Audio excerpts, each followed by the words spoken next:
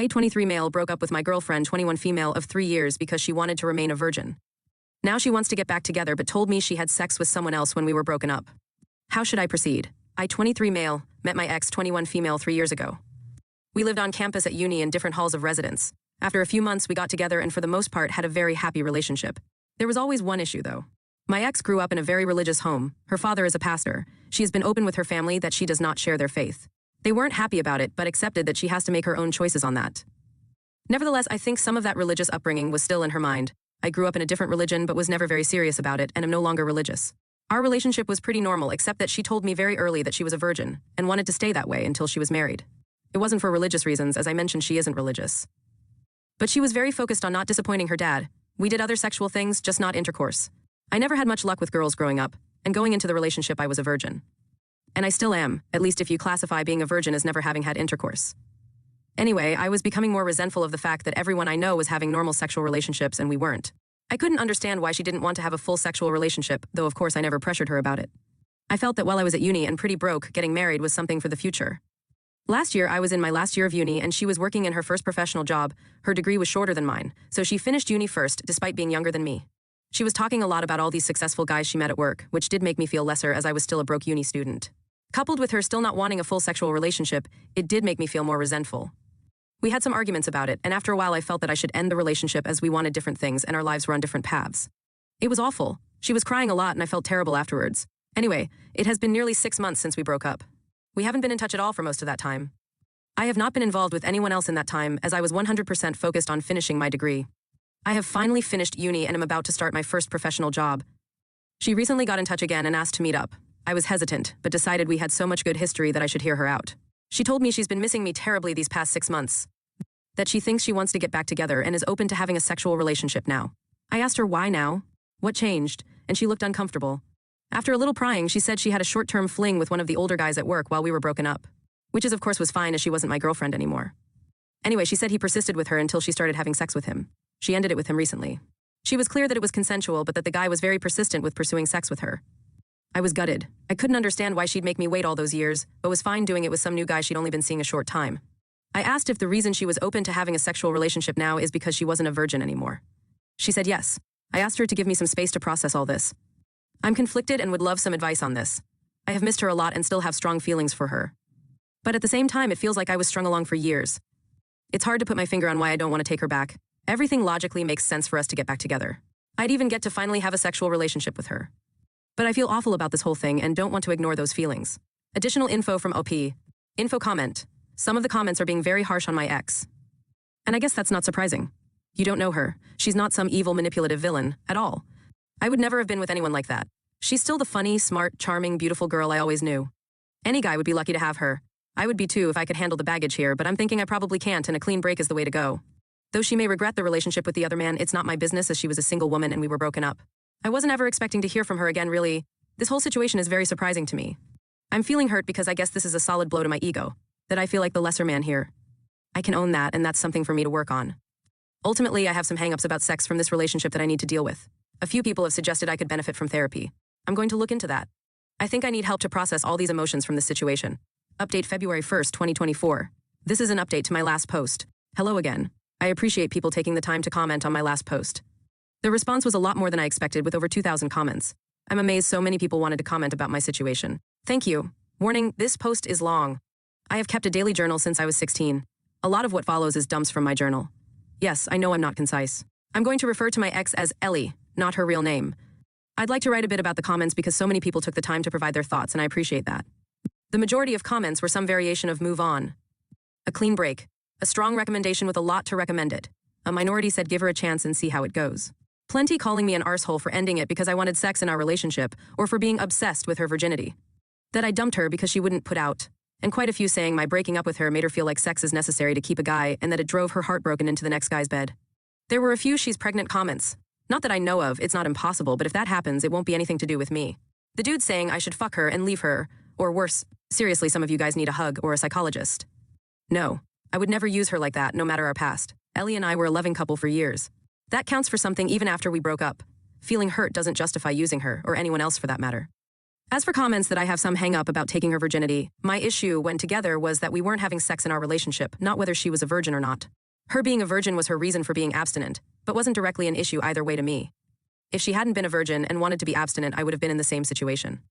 The title of my last post was not great, really. I broke up because we were not having sex, not because she was a virgin. Bear in mind, for 3 years, Ellie had everything she wanted from our relationship. Boyfriend, love, affection, loyalty, support, and a guy who respected her wishes to be abstinent. While she got 100% of what she wanted, for me, there was a big element missing. And there was no way to reconcile that. Either we were having sex or not having it. Sex requires both to say yes, and that wasn't going to happen. With hindsight, I should have ended the relationship early on, when Ellie first told me she wanted to not have sex until marriage. When we got together, I was a naive 19-year-old who had never had a girlfriend before, so I kind of went along with things because I really liked her and got along with her so well. I fell in love with her and then kind of felt stuck in a relationship that wasn't what I wanted. I've learned from this and won't make that mistake in the future. I want to make active, not passive choices in future relationships. To not just go along with things because that's what the other person wants. Our views about sex in our relationship were not compatible, so I ended the relationship rather than waiting any longer hoping she'd change her mind. It was scary to take that step and I put it off for way too long because I didn't want to hurt her. But I couldn't stay in the relationship just for her. I had to also consider myself too. My mistake was waiting so long to get to that point. I regret that as it caused her more hurt than if I'd ended it early on. Many of you say that sex just isn't that important. But for me it is, at least as part of a relationship. You can disagree. That's fine. Some people are fine being in no-sex relationships. No judgment from me, but that's not what I want. Some people took issue with me saying I felt she strung me along. On reflection, that's fair. Ellie was clear to me about wanting to not have sex until marriage. I foolishly stayed way too long hoping she'd change her mind one day. She didn't. That was my mistake. I strung myself along, really. She never led me on in any way. It hurt to learn that she had sex with the next guy relatively quickly after I waited so long. But she is my ex, so that is not my business anymore. She is allowed to change her mind. She can have sex or not with whoever she chooses. I don't get a say in that. My hurt is an emotional response, not a logical one. Logically, I see she did nothing wrong by me. I'll get over it. It's just my bruised ego if I'm honest with myself. Feeling I'm somehow a lesser man because she took that step with the next guy. I know objectively that isn't true, but I sure feel it. I was not a perfect boyfriend and I have made mistakes. I have learned from them. I don't regret breaking up with Ellie and still think it was the right decision for me. Enough background. A few things have happened. Last weekend was the Australia Day long weekend. I was on a camping trip in the Grampians for any Aussies reading. It was so nice to be in nature, to do some bushwalks with friends and decompress. It felt good to talk about the Ellie situation with my mates around the campfire. Most of them knew Ellie pretty well from our years together. And they had a range of views, just like the commenters on my post. And I got the usual good-natured shit about still being a virgin. I learned there's an expensive bottle of scotch they bought a while ago that's going to have its seal cracked when mine is. Bastards, LOL. One great question a friend asked was whether I would have ever decided to reach out and take Ellie back if she never reached out to me first. The answer is no. It was so obvious to me. That cut through a lot of the confusion for me. I was being too passive in this situation and needed to do what I wanted. Not just react to what Ellie wanted. By the time I was on the way home, I had decided to not get back together with her. But that was moot. When I was driving home and got a mobile signal again, no mobile network where we had camped, the network delivered a bunch of messages from Ellie all at once. She said she was wrong to ask me to get back together, and that she's back with Tim, fake name, now. She also texted that the thing with Tim is more serious than she told me when she last met with me. She apologized for misleading me about her and Tim's relationship. If you remember, she called it a fling before. She asked if we could meet to talk about it. I was not happy, so I just texted back no. Not very mature of me, but I wasn't in the mood to hear more about all this. And I was surprised and pissed off that she lied to me. That seemed very out of character for her. She tried calling me, but I didn't want to answer. She sent another text saying, Tim and I had a fight. I shouldn't have come to you. And finally, I'm sorry. When I got home, I was an idiot and let my curiosity get the better of me. I looked up Tim online. His real given name is uncommon, so it wasn't hard to find. Found him on LinkedIn, which gave me his full name. Ellie is one of his connections, and he works at the same firm, so I was confident it's him. He's a director at their firm, one level below partner. He also has pics on Insta. Lots of posts about his adventures around the world at various events and exotic places, as well as shots with an expensive-looking car. A few photos of him with Ellie with their arms around each other in Singapore in November. I guess that confirms it was serious. He wouldn't have public pics with her for a casual fling. All that just made me feel bad. No good comes from comparing myself to my ex's successful boyfriend. Ellie is not my girlfriend and I'm not in competition with Tim. So I won't do that again. My ego's bruised enough already. I have been living a very frugal life my whole time at uni, also known as poor as fuck. So I know I can feel inferior when I see people with wealth. That's another me problem to sort out. Anyway, all that was on Sunday afternoon evening. On Tuesday evening, Ellie knocked at my door. She said that she knows I didn't want to talk to her, but she felt bad about everything and hoped I would to let her explain herself, clear the air, then I'd never see her again if that's what I wanted. I let her in. I was not happy with recent events, but figured I might at least get a clearer idea of what's going on. It was a long, heavy conversation over 4 hours, but here's the gist as I remember it. When we broke up, she was devastated. She said it took a couple of months before she started to feel a bit better. She missed me constantly and wanted to see me the whole time, but when I ended it, we agreed to keep apart and heal. In September, she met Tim at work. He manages a different team, she doesn't work for him. She said he was very charming and attractive and showed almost immediate interest in her.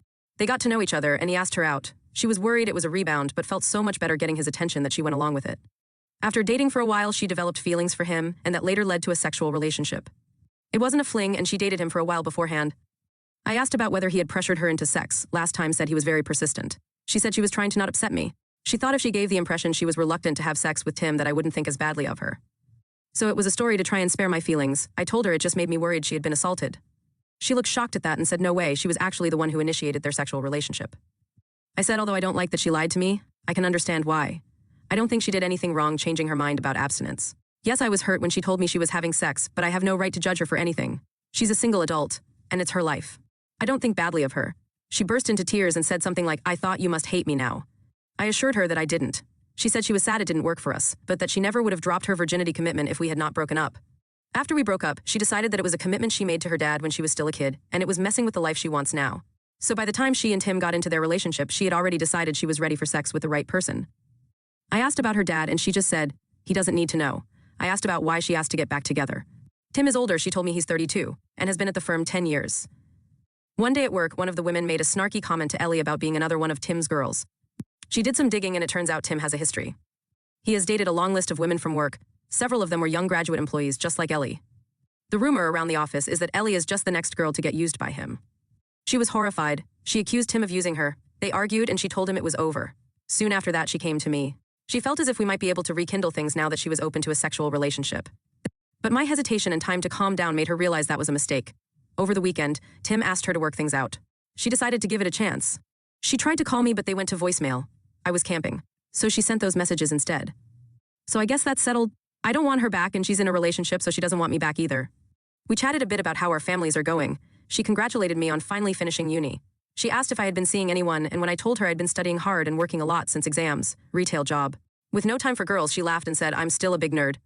She hoped we could be friendly if we ever see each other. But she wants to keep out of contact out of respect for her relationship with Tim. She wants to give it a real chance of working. Which is fair enough. She gave me a hug, said thank you for understanding, and left, so there you have it. Ellie involved me in her relationship drama. I would have preferred she hadn't, but at least it's sorted now.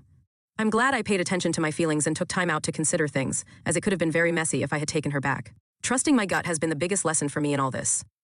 I still care for her despite recent events. It seems like she is dealing with a lot of complicated things between her new relationship and work gossip.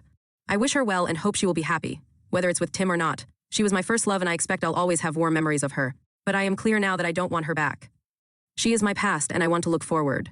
Well, this has become an essay. Tutors at uni always told me I was too waffly in my writing. Well, fuck those guys, I'm not a student anymore. I can now focus on launching my new career with no distractions. I've worked so hard for so long to get here. My new job starts on Monday.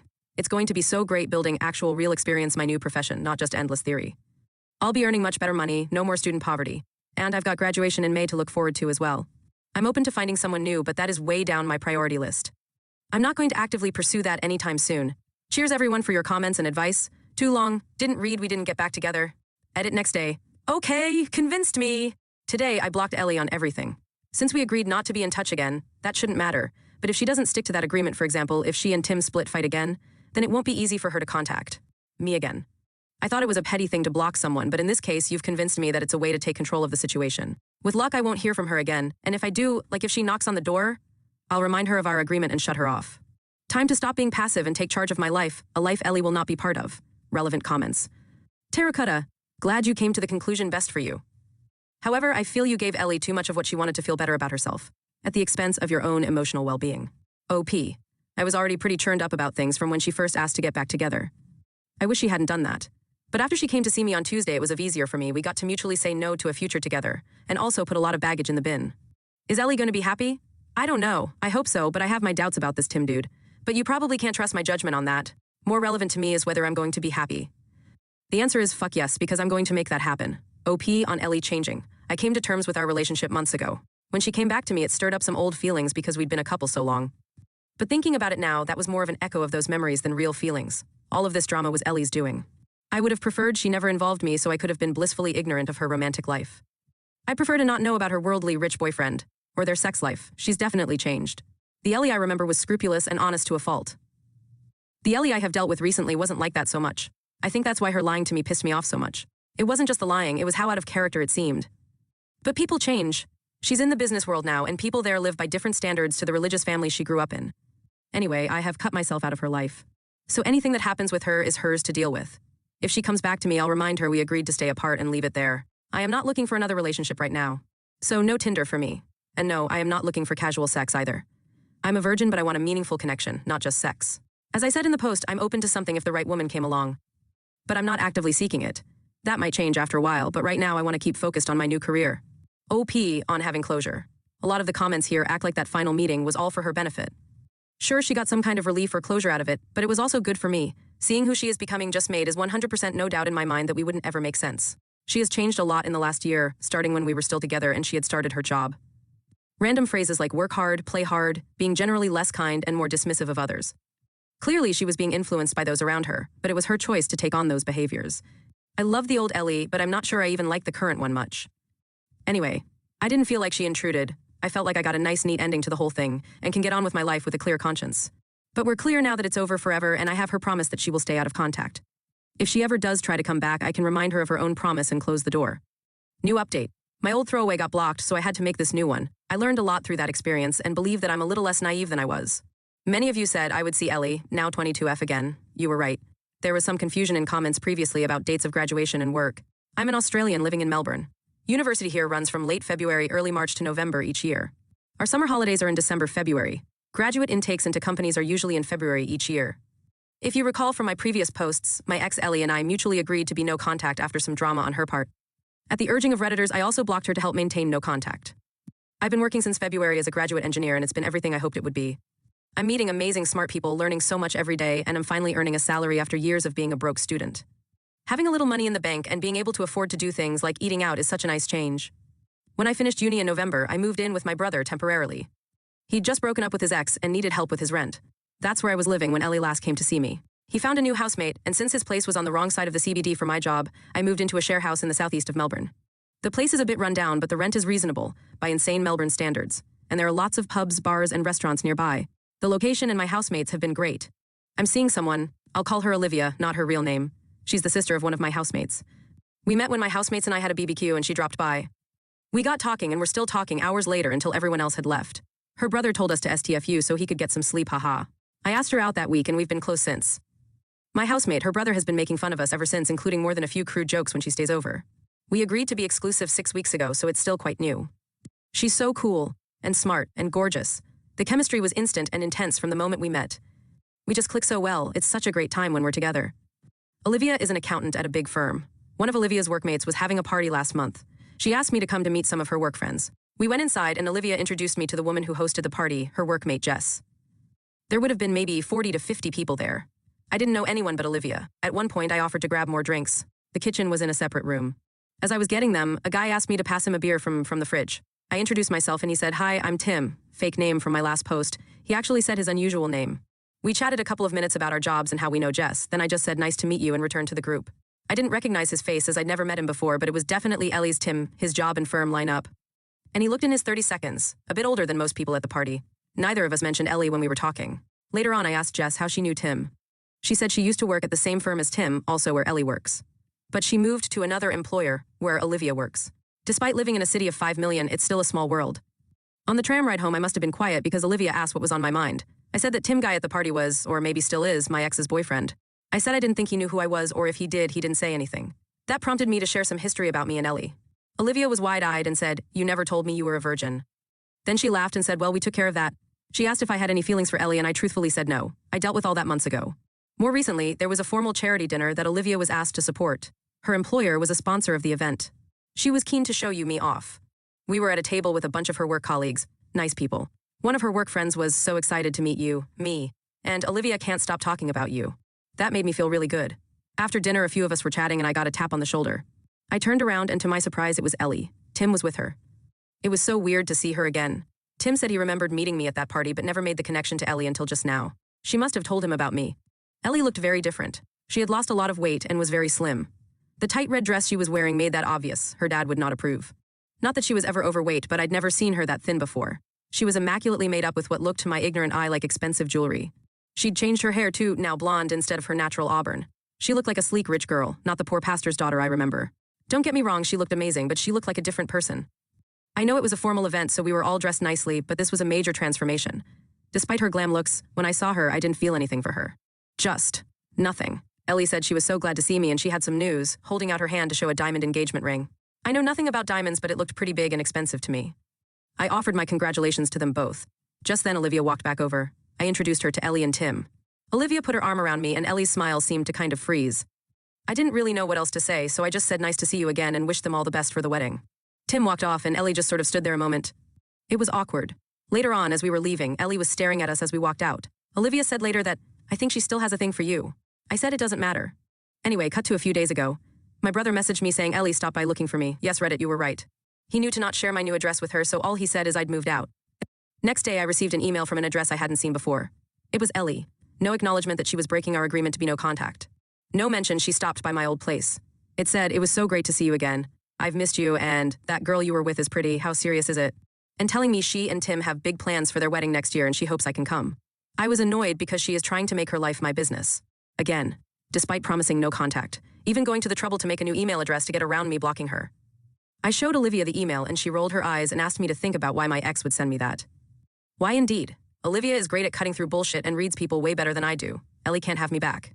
I'm in a relationship now, plus she's engaged, and it's not like I would go to their wedding. Who goes to their ex's wedding? It wouldn't be right. I don't know why she's trying to contact me, but I can guess that she wants to use me for emotional support again. Or maybe things are rocky with Tim, who knows. Whatever she wants, it's not happening. She has family and friends, she can talk to them. I deleted the email and blocked the address without replying. Ellie promised she'd keep out of contact and just couldn't help herself. I still intend to keep my word no contact, even if she doesn't. I've also set up a filter to send any email containing her name to the bin. Olivia and I had a talk after that. I asked if she was concerned about the Ellie thing, but she said no, she's not worried. She didn't get serial killer vibes from Ellie. I'm glad none of this has put her off me. So nothing too dramatic, but it does prove you guys were right. Ellie couldn't not contact me despite promising to do so. I was able to sidestep her much more easily than last time. Ultimately, this is a good news story. Life is so great right now. I've got a cool new girlfriend, a fun place to live, and a new career I love. It has been easy to leave Ellie behind. AITA for not wanting to date a critic of my work? I am a published author. I am no James Patterson, Stephen King, etc. And really, it's not the purpose of me writing, but I make fun money off my book sales. In a given month, I am in the green by $100 minus $300 on a new book, depending on the book genre and season when first published. I don't really even do it for the money, like I said. I have a full-time job and do plenty of other gigs as a performer/artist on the side because it makes me happy. Artistic expression just makes my world brighter and helps me from falling into bad mental health cycles as I am diagnosed with depression, anxiety, and PTSD, or what I like to call the holy bullshittery. Blessed be its name. I started writing as a kid because I am dyslexic. Highly like ever see a person when you spell a weirdly spelt word and they look like they want to jump into oncoming traffic? I'm worse. Don't give me verbal directions, FFS, text it. Point. Anything. The second my mental word is required to need to know too many words at any given time, I panic. I have tried every class, app, TikTok, life hack. It's not my strength. I am good at other things like coding or planning events, etc. I have other strengths. So I just do my best and keep swimming like a dyslexic Dory. That said, I was teased and bullied relentlessly all through childhood, a lot growing up, and labeled the dunce, so the trauma lives. For an example, I was in my local paper, small town, for an event at school. I was like second grade at the oldest. I made a whole imaginary town out of recycled materials and had a story with it as my end-of-year project. I worked on it for literal months, even figuring out how to make it foldable so it easier to travel with it in my grandfather's minivan. My story had 10 chapters and was handwritten in my messy kid handwriting. I had a teacher, Miss Smith. That's her real name because F that woman and it's common enough. She said my project was low class, but I guess I shouldn't expect much from you, and she walked off. Her son, my classmate, stomped my project to oblivion. He smashed my Play-Doh figurines of the people and pets, and as if that was not enough, he pointed and laughed at me when I cried. He then put copies of the article with my picture, but added a dunce hat and laughing faces in the school, lunchroom, homeroom, etc. The guy could cure cancer if he used that determination on it. I will give him that. If you're reading this, Tyler, F you in particular, and may your socks always be just a little damp. I was unlucky enough that when I moved, Tyler's mom happened to as well, so guess who had the privilege of that GEMS company for 3 grades? Tyler shoved me lockers in the 4th grade. He called me dumb every day. In 5th grade, I was called dumb and fat. I was an underweight child. So fast forward and I am now in my early 30 seconds, still dyslexic as hell. I live in a different state. I have a life and learned ways to deal with my weird brain and function. I moved on from childhood trauma, therapy, etc., etc. There is a guy I liked, Brian, and Brian seemed to like me too, so we decided to do non-date causal hangouts to see if we vibe enough to consider dating, his words and idea. We hung out one-on-one for several instances, but once he was super late, so I had my laptop out. He saw me when he arrived and asked what I was doing, and I sheepishly responded I was working on my next book. He inquired more, and I told him I published my first when I was 17, and have published at least one every year since then, and told him of Miss Smith and Tyler and more horror stories I won't get into, as this is now a novel itself. LOL, but that it spurred me to prove them wrong and beat this weird stereotype that neurodivergent folk are dumb, etc. He asked to read it, and I said no. I use a pen name on purpose, as those Amazon reviews can make you want to yeet your own soul from your body, so I keep it separate from everyday life. Well, turns out if you know me and my nerdy joys, my pen name is easy to guess. From there, it's easy to find because I mentioned Amazon, and let's just say my bio makes it pretty clear. At our next meetup, he asked me if I was said author, and my shocked Pikachu face told him everything, so we started reading the series. He came back the next time we met to laugh and say, I see why you don't put your name on your works. Don't quit your day job, your writing sucks. And he placed a copy of one of my books down on the bar. I couldn't help but drop my shoulders. He was laughing and talking, not seeing my expression, and kept saying how he wasted hours of his life, and someone take my laptop, as it might be a lethal weapon meant to kill us all. With boredom. Turns out he's not into mysteries or fantasy. I said that maybe it's just not his genre, and he said it wasn't, but an R-word third grader could have done better, and it's a good thing I am good at my job. It was then that I could see he actually took in my expression, and he backtracked. I mean, you clearly don't do it for money, so it's whatever, right? And said I have other strengths, but he did not believe at all that I make money off this. He asserting, surely I buy my good reviews and probably bulk buy my own books to improve sales. I don't do any of that. I just smiled it away and said, well, I can't please everyone, but I did make $250 this month from the sales of my last book alone, so some people must like it, and laughed it off. But I knew then and there I didn't want to pursue him anymore. When he texted to see if I planned our next hangout, I was honest and texted back that I wasn't interested and said that while I can take a note or any criticism. The way he went about it was hurtful, and I don't want to be with someone who treats me that way for a hobby. That we are different people, but I would like to remain friends, as otherwise we get on well, but nothing more. He went off on me saying I picked the wrong time to lash out as he was having a bad day, and now I've made it worse, and that I am so rude and petty to be mad at honest criticism. He said that if I am so sensitive over honest opinions, good luck finding anyone who would want my dumb sense looks are all I have with makeup and work and nothing between the ears. I blocked him, but we have a mutual friend group, and almost all of them have been asking me what's going on and that I broke his heart. I was thinking, what? How? They said he's been depressed and asking about me, and figured out I blocked him on everything and wants to give me a birthday gift. My birthday party passed last week, and I didn't invite him. My friends are saying we are adults and this is immature. I mean, I am not a saint and I have toxic traits too, but I don't want to be with someone who criticizes me and my work that way and treats me like Bantha Poodoo. Am I crazy? Update May 5, 2024. Hi, so for anyone who cares to know, Brian told all our friends that I rubbed my achievements in his face and called him an idiot. I never said anything like that. He told them also about my post, so he found it somehow and started telling everyone that I am trying to slander him, as girls can ruin a man's reputation by snapping her fingers, and suggested my next move would be to say he assaulted me. Some of our friends came at me hard saying I was bullying him and trying to ruin his rep, and all he did was asking a girl he liked out for drinks, and that I need to apologize and just suck it up and go to drinks with him. They since have either outright not invited me out with the group or disinvited me to events, and it was really hard to accept. I was really confused, because he was the one who made fun of me, and I wrestled with myself going over every talk again and again, wondering if I inadvertently said or did something to upset him. It wasn't until I checked our text and message history that it occurred to me to send the screenshots, as he called me a moron, and then when I rejected him, he called me fat, desperate, and stupid. And there were more such messages after he found my book series. So I took screenshots and sent it to my friends, and they were shocked. Apparently, according to Brian, my outwardly sweet demeanor hides my judgmental and cruel side, and that I strung him along and called him a loser when I told him I wasn't interested in dating him. I even pettily went back before all of this and screenshot Spam of his rude or mean text he made, and I screenshot my actual rejection text and his response and sent that along as well. Now the tides have shifted, and most of our friends think he was the and 2 of our friends are saying I am sending my choice of screenshots to make him out to be a villain, and that they have seen the real screenshots of me bullying him. I asked them to produce such screenshots, but they refused and said I wouldn't be worried about them if I was innocent, as some sort of gotcha. I feel really bad, as I wanted to stay friendly, but I can never look at him with any semblance of respect anymore. I am glad it's cleared up with my friends, sans the 2 holdouts, but they are now also on the outs with the group, so things are looking back to normal.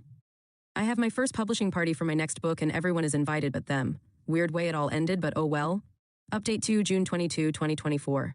So this has taken a turn for the unnecessarily dramatic. I don't know how to update correctly as mentioned in my last post, but I did learn to link them, thanks to some kind Reddit folks, so here's my last post. Anyways, I had opted to ignore Brian and any attempt he made to get a rise out of me. He apologized to the group, but then said he was forced to or be ostracized. He said I was using Lie's social capital to go after him and has since been trying to get any direct cruel words from me, which I have not provided him. After a month, I can list my top 5 favorites.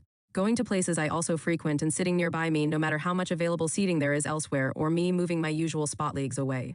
And he will loudly have phone calls talking about the BTH who broke his heart because women are so sensitive. 2. Getting an alt account on nearly all social media to find me and follow my accounts which are public, as a workaround my blocking him, to comment reviews on any of my art, books, acting, modeling, doesn't matter. He will comment a reason I suck, and then will simply make a new account when I block the last one and delete his comments. 3. Anytime the group chat pops off with invites to events and I say I am going, he will reply to that with my GF is the kindest person, but I don't think she'd like me hanging out with you, etc. And if I don't reply to invites until he will say it's a good thing I'm not coming because of his GF, or that now he can't come because if I come his GF will be upset, I'm hanging with an ex. We never dated. When any of us ask who his GF is, he says she's shy and he will introduce her eventually, etc. 4. I am speaking at a conference and got excited and shared in the group chat and everyone congratulated me, but he said that was okay but not newsworthy, and then looked up the conference and saw I have a relative also presenting and suggested that is how I got the spot and not on my own merit. 5. Revealing this Reddit name to the friend group and linking my first post as proof I bully him despite not speaking to him, not naming him, and leaving put most if not all identifying info about him. He's insisting I edited out the worst parts and I can't prove I didn't, so whatever. So all of that has been happening, and yes, I unblocked his phone number only because it was screwing up what I was seeing in the group chat. And I got lazy and didn't figure it out. Plus, he doesn't text me directly anymore anyway. Well, about a week ago, I went up to house-a-sit for my parents, a small drive away from my own home, and was due to stay for about a week. I only told the few friends in the group that didn't side with Brian the first round of BS. I used this time to go to work and then spend my non-working hours on my book, and I came up with a new pen name. I decided to revamp the whole fictional universe I created and was excited after I designed the cover for my first next book. I shared it with all in the group but him and his 2 flying monkeys, but he found out about it anyway and flipped out in the group chat saying I was trying to show off again and that I was trying to steal his spotlight, as we all know damn well he is publishing his first book on Amazon this summer, and me publishing mine at the same time with my fancy cover, etc. was just another form of bullying. He akined it to if In wore white at his wedding. I have to honest here, I had enough. I put up with this behavior for months now. So I flat out said he never mentioned a book to me, and shared a screenshot of calling writing the profession for the R word, but unlike sharing the screenshot before, I didn't blank out the word. What a difference a word can make. Apparently the friend group thought the word I blanked out were milder and not slurs, and we as a group are quite diverse on every spectrum save maybe politics. So they dogged him for using a slur, and he said that he's autistic and he can use that word just like I am black and can say the N-word, except he typed the full word. I said, right? So I'm done with this, and left the chat. I didn't argue or do anything other than leave the chat. I was working at the time and put the phone down like that's enough humaning for today and went about my business. This man rage texted me for hours until I got off work, saw his messages, and blocked him. I then see ads on Facebook and Instagram about his book. He was paying for ads on social media. His name is on the cover, and he has comments underneath calling the book incredible, a masterpiece, undiluted artistry, etc. And his book isn't out yet. He said his publishing date was August. I remember because my next book is to come out in July, and he had used that as another form of proof I was updating him. Like setting my wedding date before siblings to show them up. A few nights ago, he saw me at a spot I frequent for karaoke, and I admittedly had been doing shots, so I was pretty transparent in my disappointment that he was there when he approached me, calling my name. He went in to hug me, and I backed up and cold but politely said hi. He sensed my attitude and threw his hands up laughing, saying, "Ooh, are you in another mood?" And I opted to ignore him and move seats closer to the singers. And some friends. A few fellow regulars told him to leave me alone, and he was spinning a tale that we slept together and I led him on, and now I'm ignoring him and acting like I hate him, all because he is writing a book. He said I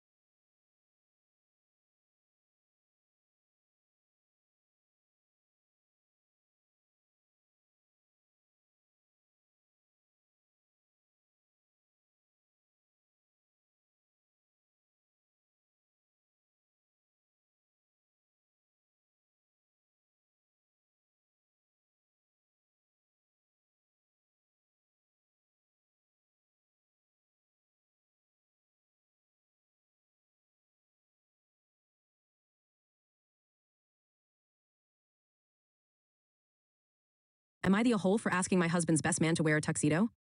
I, 26 Fahrenheits, am getting married to Mark, 28 minutes, a handsome, responsible, intelligent man with a kind heart and a great sense of humor.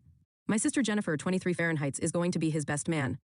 Jennifer is best friends with my husband Mark, 26 minutes. He's known her more than twice as long as he's known me. We only really met and talked at any length about 3 years ago or so. They were company workers together at her high school job, and she's been a part of his gaming group since then. They went to the same college, and they're co-workers again, now working for his friend John's 42 Minutes company.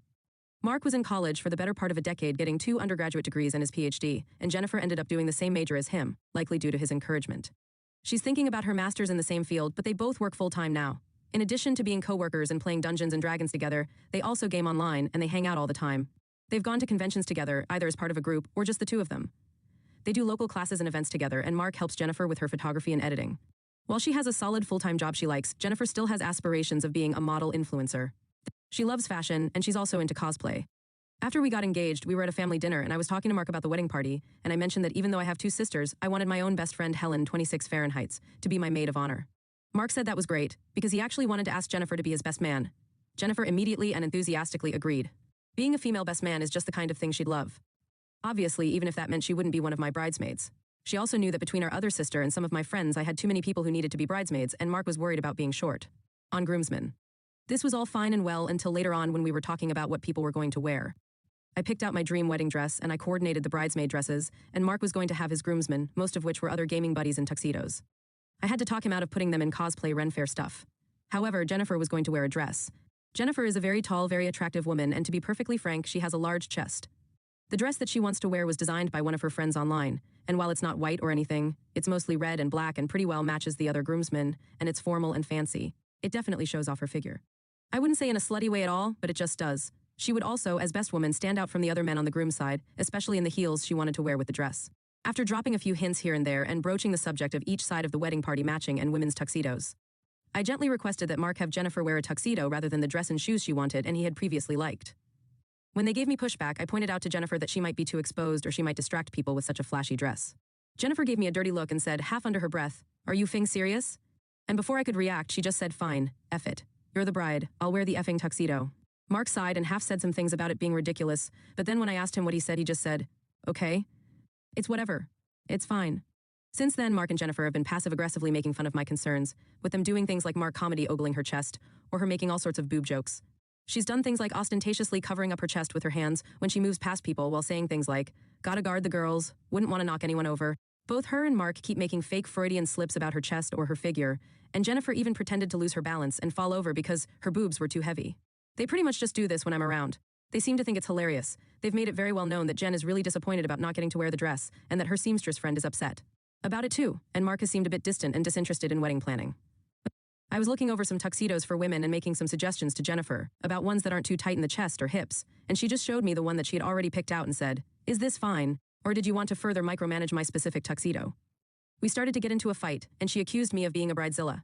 When I told her she was being a bad sister, she said that she wasn't the one who was being body shamed and told what to wear. I told her my requests weren't body shaming, and she said that they were the same thing. My parents completely took Jennifer's side and said that I should just let her wear the dress. Obviously, she showed it to them too, and they thought it was beautiful. They like her friend too, and her friend has done clothing and costumes with her before. My father said that I should at least stop bothering her about the tuxedo if I'm going to make her wear one, and then I should just let her go with the one she picked.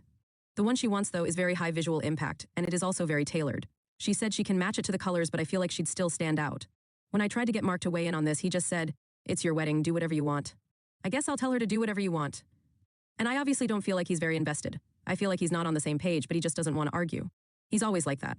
Even though we both have good jobs, both Jennifer and I still live at home with our parents because housing is ridiculous, and it's been awkward around each other.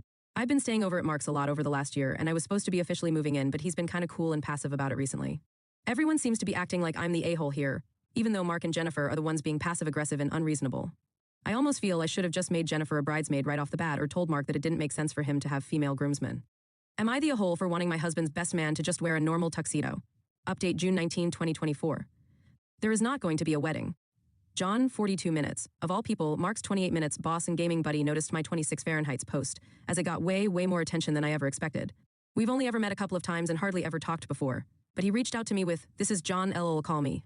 So I called him from the parking lot after work.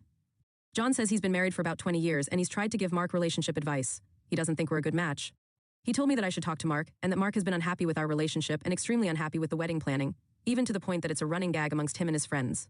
I got into it a bit with John because, to be fair to me, Mark's ideas have been ridiculous. Just some of the things he asked for and which John, Jennifer, 23 Fahrenheits, and his buddies thought would be cool. He wanted the wedding party to have custom swords, daggers, and amulets. He wanted them to have the swords during the ceremony, and he thought people would like fantasy amulets. Mark had told me that John was willing to pay for the bridesmaid dresses if we had them done by Jennifer's costumer friend. I told him no because I wanted normal, nice bridesmaids' dresses from someplace reputable and that the bridesmaids could buy them themselves. John told me that he had offered this as a bit of a bet with Mark. Mark wanted to serve mead at the wedding. He said that his friend John could provide it and that he made mead in his basement and had tons of it. I obviously said no because why would I want mead at my wedding, never mind some guy's basement mead.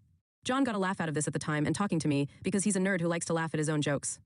Apparently, he's very proud of his basement mead, and they like to make toasts with it. Basement mead has apparently become a running gag in their games, as John insisted on telling me. Frankly, John seemed kind of tickled with himself just because he was speaking with me. Mark wanted the band at the wedding to play classical covers of video game and superhero music. Mark wanted the reception to have a jester who would wander around doing magic tricks and asking people riddles. Some lady that Mark and his friends know asked if she could be an elf at our wedding and wear her forest gown. And Mark said he'd ask me, and he described it as some kind of green Greek toga dress with leaves and elven writing on it, and that she'd have elf ears. It's a wedding, not a costume party, so I don't even know why he would ask that. I mentioned this stuff to John, and he recognized all of it and some more things to add besides. Because Mark would always vent to them about the wedding plans, and John just agreed along saying that I was constantly shooting down all of Mark's ideas. The point is that all of Mark's ideas were completely ridiculous, and that I wanted to have a wedding and not a Halloween party. John laughed when I brought this up to him and said that these ideas were awesome, and that he was just being too boring. John said that he thought we weren't a good match, and that he's told Mark that he needs to talk to me. I asked him if he thought Mark and Jennifer were a good match, and he just said yes. I asked if there had been anything between them, and he said no. He said he's 100% certain they've never hooked up, because Mark doesn't have the poker face for it, especially with as much as him and the other group members ribbed them over it. He said that Mark is too oblivious for his own good, and that the week after her 18th birthday, Jennifer said, pretty much straight to Mark, "I'm 18, so you can F me now," and Mark just laughed it off as a joke. It does sound like something she'd say because Jennifer does love making inappropriate sexual jokes. John thought there was more to it, though. They've had their characters date each other in games. He said they've been the very model of chastity. Since Mark has been dating me once at an event, Jennifer was supposed to kiss Mark, but instead she kissed the palm of her hand and then had him kiss her palm. John is fully confident that neither of them would cheat. I went over to Mark's house because he hadn't called or texted in a while, and he basically confirmed everything John said. Mark said that I stressed him out when I was over, and he wasn't sure about me moving in because thinking about it gave him anxiety. He didn't like any of my ideas for our house. It was his childhood home, and he's resistant to changing anything. He just has his stuff everywhere and wherever. He kept trying to talk about giving me some rooms or some space when it's supposed to be our home where all of the space belongs to both of us. He was extremely frustrated about the wedding planning, and he felt like he didn't have a say. He said the dress Jennifer wanted to wear was just about the final straw because I told him he could pick the outfits for the groomsmen, and I told him Jen could be in a dress as long as it matched. She really loves the dress, and she got it from her friend, she and John, and apparently all of his buddies warned him that I'd find some way to have a problem with it. He says that I talk him in circles whenever he tries to choose or change anything, even though all of his suggestions are ridiculous. And he said he'd just about given up caring by the time I complained about the dress, so he didn't bother fighting about it. He said it upset him the way I was body-shaming Jennifer about her figure and her breasts. He thought I was being jealous and controlling, and that I had been a bridezilla ever since he proposed. When I asked him why he even proposed, if I apparently give him anxiety and he doesn't even want me to move in with him, he said he felt like he was pressured to either propose or break up. And he hoped things would get better and that he didn't know if he had a good enough reason to break up. When I told him that I never pressured him to propose, he said that all of my friends and family know that I consider it a goal to get married before I'm 30. And he brought up a document on his phone where he had taken notes about what kind of proposal I wanted from all the times I had talked about it. He said that he started the document because of how obviously important it was to me to have a perfect proposal, and how often I talked about what I wanted. He proposed because he felt like he had to either marry me or dump me if I was going to have time for my plans. I don't think there's anything wrong with having a timeline for your life, and I wanted to start having kids by my late 20s or early 32nds at the latest. I mentioned all of this to Mark again, and he said that that was fine for me, but that he was kind of on the fence about if when to have kids. And he mentioned that Jennifer isn't sure about having kids at all, and certainly isn't in any hurry about them, but I told him that doesn't have anything to do with anything, and that Jennifer is just being short-sighted. I asked him if anything had happened between him and Jennifer, and he said no, and I believe him. I asked him why he wasn't dating Jennifer, and he said that at first she was too young, and then he was seeing someone. And then he was dating me, and he said that he values his friendship with her more than anything. He said that his friendship with Jennifer was worth not getting to be with her that way, and that she's too attractive to want to be with him. Apparently, the only reason Mark even started dating me is because he tried flirting with me at a family party we were at, and he said I seemed into him.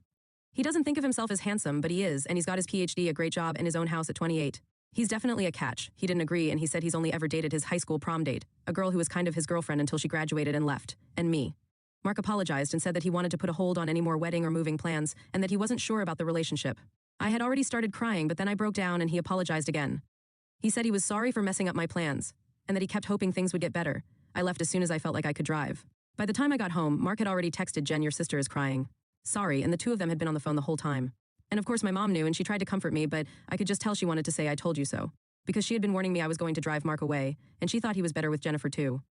Jennifer said that she tried really hard to have this work out, because she just wants Mark to be happy, and that she had tried inviting me to gaming, and for Christmas, before last she bought me a Switch with games Mark likes, and that she was sorry stuff happened this way. She accused me of not really liking or caring about Mark and just wanting a generic husband. When I told her that wasn't fair, she mentioned the same stuff from the wedding planning and a bunch of other stuff from our relationship that she said made Mark feel ignored or suffocated. She said that the only reason I liked him was because he ticked boxes and always gave in and let me have my way. We started arguing, but our mom stepped in before we could get into it too bad. I asked Jennifer about what this meant for her and Mark, and she said he is absolutely her best friend and nothing is ever going to change that, and that she loves him. When I asked how she loves him, she just said that's not a discussion she wants to have right now. Our mom said everyone needed to cool off, and that was enough for Jen to step away and drop the subject. One of the commenters on my original post asked why I was marrying my sister's boyfriend, and my mom asked very nearly the same thing. She questioned how I had started dating Mark just about as soon as his age gap with Jennifer stopped being awkward, and she implied I shouldn't have been dating him in the first place. That's not fair at all. It's not like he's her property and Jennifer can clearly just go get whatever man she wants. It's not like she had any kind of claim on a man just for knowing him. Even while she was trying to comfort me and saying that things will be all right, my mom wouldn't stop implying that I was wrong for going after Mark in the first place, or criticizing me for how the relationship went. She said that Mark wasn't the man for me, and I could tell she meant that he belonged with someone like Jennifer. As if I'm not good enough, or what I want doesn't matter. And then I caught her talking to Jen about how things should be fine and how she should try not to be too mad at me as if I was the one in the wrong or I should be apologizing to her. Jennifer just kind of went on like normal and went ahead and went to go game with Mark and her friends the next day. I know they've been chatting online like normal. I gave Jennifer Mark's ring to give back to him, and then I had a missed call from him while I was in the shower and a text that said, "Okay, I guess we are broken up then. I'm sorry. I don't know if I messed this up or if everyone else were the a-holes here. Sorry this was so long. A lot of stuff has come out. I feel like I'm definitely not going to get married by the time I'm 30. Getting angry at my M29 girlfriend, F28, for hiding that she speaks Spanish. My family is from Mexico, but I was born in the US. I am the only one in my family who doesn't speak Spanish. All my extended family, grandparents, uncles, aunts, cousins, etc., speak it, but I never really cared for it that much. Katia, my girlfriend, knows I am Mexican, and she asked if I spoke Spanish, but when I said no, she didn't push, which I found refreshing. Usually people ask a lot of questions. She never said she spoke Spanish, but I remember her watching something and hearing Spanish, but I figured she had subtitles on. If it's important, Kate is from Germany. Katia and I have been together for 3 months.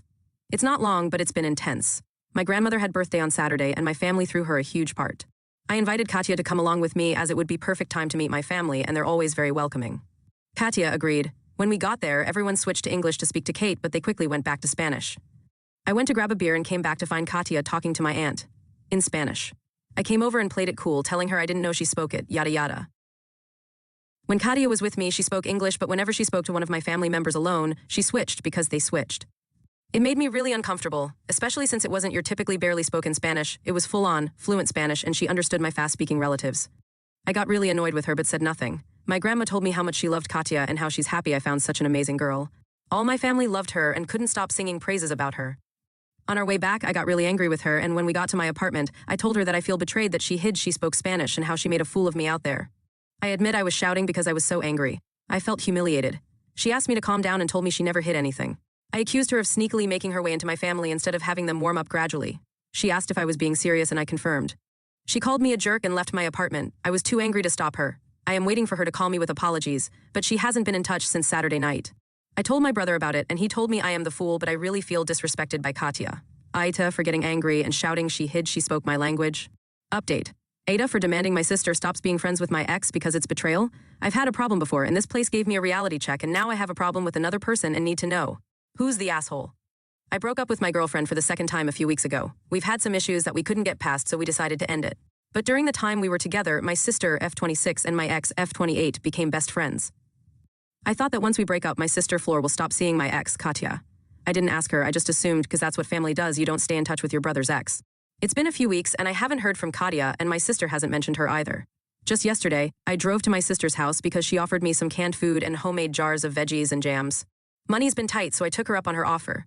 We didn't plan to meet at a specific hour, so I just dropped off whenever I had the time. When I got inside, my bill let me in. I was shocked to find that Katia was there. I thought she was there for me and told her up front to not beg to get me back because it ain't happening. She looked at me and told me she'd never want me back and said she's here for Flor and they're having a pizza movie night. I got really angry. I asked my sister what the hell she thought she was doing. Thag, she is betraying her own blood by staying MG friends with her, and that she must stop being friends with Katia because it's unacceptable. I'll tell her family that she's betraying us. She told me our family knows, and to stop being a baby, she's not going to listen to me. My Bill came in to see what's going on. When he found out, he called me an asshole and kicked me out. On my way, I told my sister that if they broke up, I'd never be friends with my Bill, and she's an awful sister. My mother just called me and told me to get a grip and grow up. I also got a phone call from my cousins and aunts. My sister basically told our whole family. I genuinely thought I was right, but everyone's been on my case, so I want to check who's the asshole, my sister or I, to know how to continue. Ada for demanding my sister is not friends with my ex. AITA for calling the cops on my sister after she snuck shellfish in my food. 121 female, and my sister, 23 female, have never had any issues until last week. She and her husband, 23 male, had invited me over for a lunch, which is normal for us. I have a severe shellfish allergy. Even touching it makes me extremely itchy. My sister is completely aware of this and has been since we were children. When I got to their house, she said that food was already finished, and in the fridge, she claimed that it was just a tuna pasta. Yes, I can eat tuna and many other fish, just nothing with a shell. After she finished cleaning up, we had a short conversation about what's been happening in our lives, since it had been a while since we'd seen each other. I got this strange feeling from her but just brushed it off as I was extremely tired that day. She grabbed the food out of the fridge and served it for me, giving me a small bowl, in case I don't like it.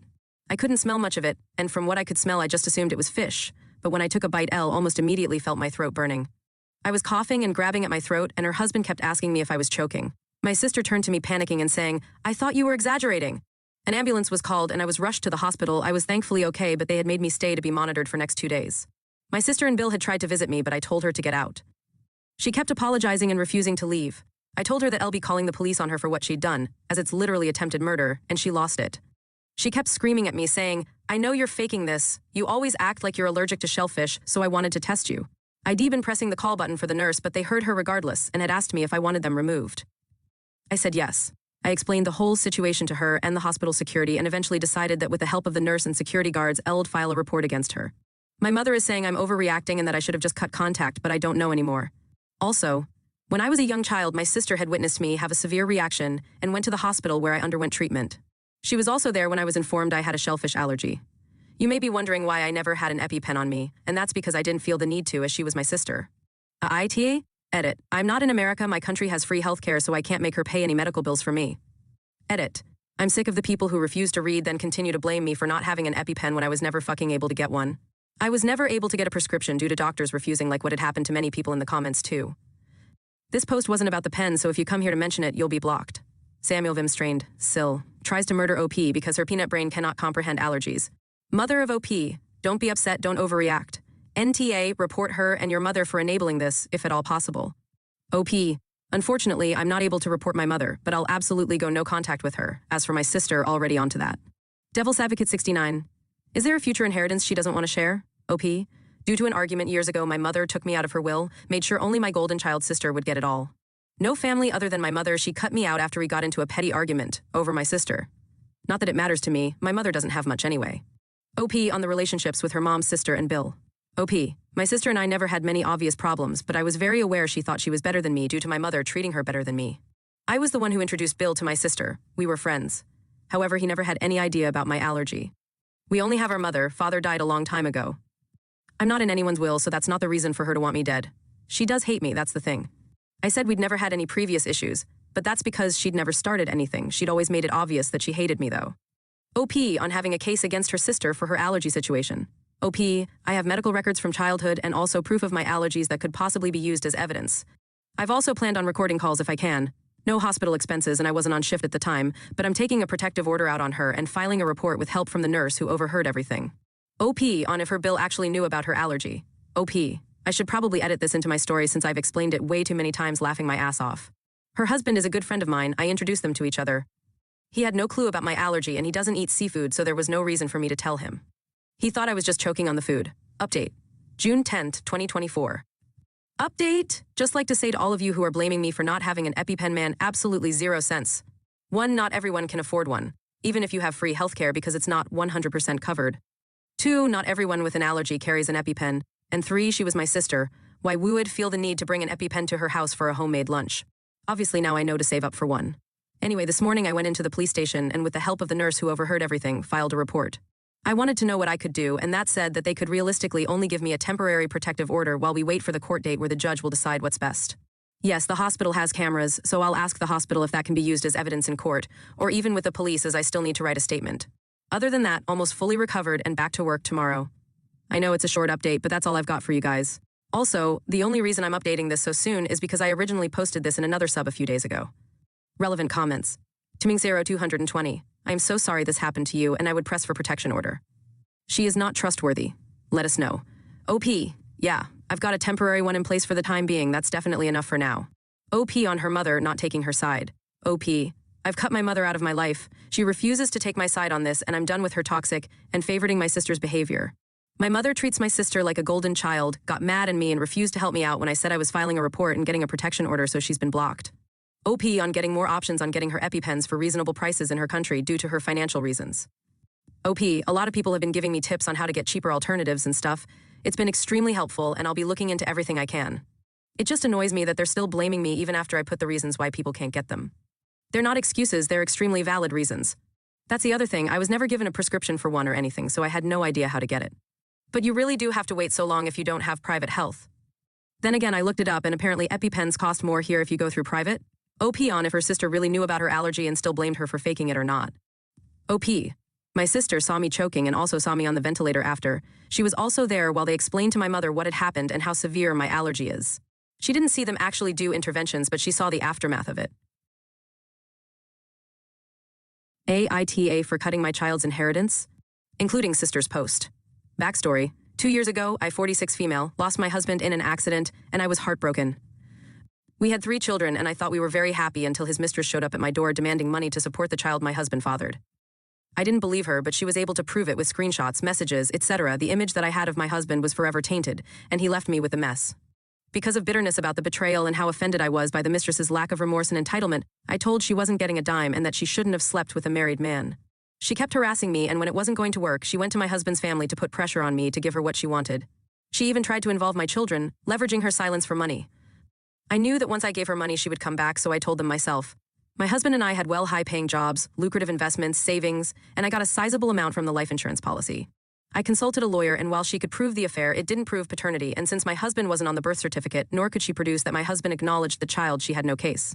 After my lawyer sent her a strongly worded letter, I didn't hear from her for a while and thought it was over until my oldest Alex, 19 female, came to me and said that she did a DNA test with a mistress behind my back. She said that did it because she wanted to get this resolved, the child deserved to know who their father was, and get the financial support that they were owed. My husband had a will that stated each of his children were to split an inheritance that they would only access to when they went to college and couldn't get full control until the age of 25. When the results came back proving that my husband was indeed the father, the mistress took me to court. It was a long legal battle, but eventually a settlement was made. I sat Alex down and explained to her that her inheritance would be split 50-50 between them and her half-sibling as part of the settlement agreement.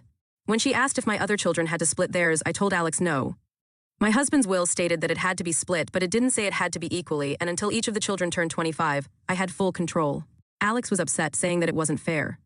I countered saying that it wasn't fair that my other 2 children had to get a lesser share because of my eldest choices, and if they wanted their full share, they shouldn't have done the DNA test.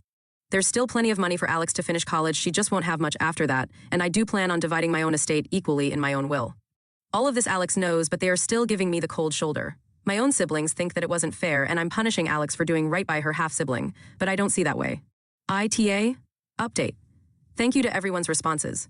Even the ones calling me the a-hole, but based on a few frequent questions, comments, and/or themes, I feel like I need to clarify some things. Alex is my daughter, not my son.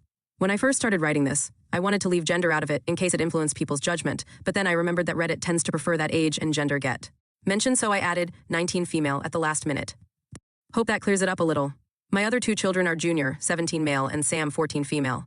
The half-sibling is now 5. When my husband drafted the will 10 years ago, he initially named just our children, but a friend of ours had an oops baby, so he changed it to be just his children, in case we had another one. At least that's what he told me. After the mistress threatened to tell my children, and I decided to tell them. I sat them all down and explained the situation. They were understandably devastated and asked if they really had another sibling. I told them that I didn't know and that if the mistress could prove it, she might get some money. I told them that if they wanted to know if they had a sibling or not, we could find out, but I made sure that they understood that their inheritance could be affected. And other people might come out claiming the same thing and get more money. Initially, all of my children said that they didn't want to have to deal with that, and so I did everything that I could to protect them. But I guess Alex had a change of heart. Until the DNA test, I had no reason to believe that my husband's mistress was telling the truth and acted accordingly. I kept following my lawyer's advice, and if she wanted the money, the burden of proof was on her. While some of you might think I the whole, please understand that my decision wasn't spiteful. If I really wanted to punish Alex, I would just tell them they weren't getting any more money since they already used some of it for their first year of college, so the guidelines of the will were technically already met. I still plan on leaving them an equal share of inheritance from my estate too. Update. October 11, 2020. Thank you so much for so many responses, even the ones who didn't 100% agree with me because it did give me perspective. I also wanted to give an update and answer some questions to anyone who was curious, so here it goes. Since I told Alex what would be happening, she told her siblings, and the house has been pretty tense. To try and make peace, I spoke to each of my children one-on-one and as a group to figure out what to do next. I spoke to Alex first, and some interesting information was revealed that I'm very angry about. Apparently, the mistress created a fake profile account and manipulated my daughter into befriending her. After gaining my daughter's trust, she pretended that she was in a similar situation as her and said that a DNA test would prove that there wasn't any paternity. When Alex went behind our backs, she thought that it would prove the mistress was trying to scam us. My son, Junior, 17 male, is furious that Alex went behind our backs and doesn't care why she did it and blames her for them being stuck with a half-sibling he doesn't want. My daughter Sam, 14 female, said she wishes she never knew the truth and is deeply upset. I asked my children that since they now know the truth, would they want a relationship with their half-sibling. Junior clearly wants nothing to do with the child and says that Alex should feel lucky he still considers her a sister. Sam says she doesn't want to, and I feel it's because she's in denial and wants to live life pretending that her father was perfect. Alex admits that she is curious but never wants to see or hear from the mistress ever again, so she doesn't think a meeting will ever be possible. I proposed family therapy, and while my girls are open to it, my son says that therapy is only for people who have something broken in them, and that's he's not broken. Is now happy that his father is dead and wants to change his last name as soon as he turns 18. I'm not going to force him, but I do hope he changes his mind one day. Edit. For clarification, because I keep seeing this. Before I made my first post, before I told Alex what was going to happen with her share of the trust, the settlement was already finalized, so there is no still cutting, because it's already done. Technically, I could go back and renegotiate the terms of the settlement, but the mistress could try and come back for more money. Initially, she wanted the entire life insurance policy, 50% of the trust for just her child, and 50% of my husband's savings. Her argument was that since I was still working and had a high-paying job, my children and I didn't need the money, and she was a struggling single mother. I'm honestly getting exhausted with everything to deal with that woman anymore and don't want to spend more on legal fees. Edit 2. I have not now, nor have I ever blamed Alex for her father cheating on me. That is ridiculous, and I don't know how people are coming to that conclusion, especially when I never said that it was her fault. Edit 3. I'm come to the realization that some people believe that Alex is getting absolutely nothing, which isn't true. There's still plenty of money from the trust for her to finish college. She lives at home rent-free, I pay all of her bills, give her an allowance, allow her to use a car that's in my name, and she will get an equal share of my estate when I pass on. Extra post from Little Sister deleted, December 15, 2020. Throwaway account for privacy. I, 14 female, lost my dad in an accident almost 3 years ago, and I was so upset. 1 minute he was there, and one day my mom and grandparents sat me, my sister, 19 female, and brother, 17 males, down to say that he was in the hospital, and 3 days later he was gone. I loved my dad so much, and while I knew he wasn't perfect, I still thought he was a great man. Then one day my mom, 46 female, sat me and my siblings down again, and told us that a woman was going around claiming that her child was also dad's. They're younger than me, which meant my father cheated. We were all very upset and refused to believe that our dad would be so horrible. Only reason my mom was telling us was because the woman threatened to if she wasn't given money to go away. From that day forward, I knew I would hate her for the rest of my life because we were starting to get used to my dad not being around, and she shoves her greedy hands into our family. My mom offered to do a DNA test to prove if this child was really our half-sibling, my siblings, and we all said no. It was a stressful battle for my mom, but she fought for us, and eventually the woman went away. Then my sister decided to do the damn DNA test behind our backs and proved my dad wasn't a good person. I don't know if I can ever forgive my sister for doing that to me.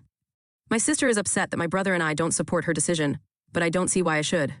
I wanted this woman to go away forever, but now that there's undeniable proof that she had my dad's last child. Unless there's another baby out there somewhere, my paternal grandparents want a relationship, and they want me to just accept it and be a big sister. I don't want to. My brother is hardcore against this and wants to legally change his name when he turns 18. I'm honestly thinking of changing my surname too because my paternal family is starting to be really awful to my mom.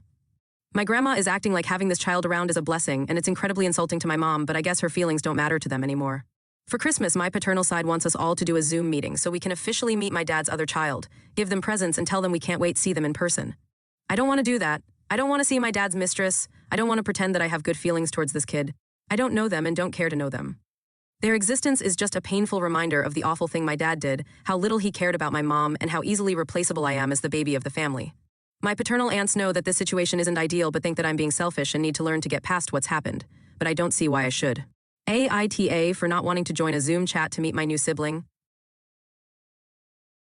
Thank you for watching my video. Please don't forget to like and subscribe.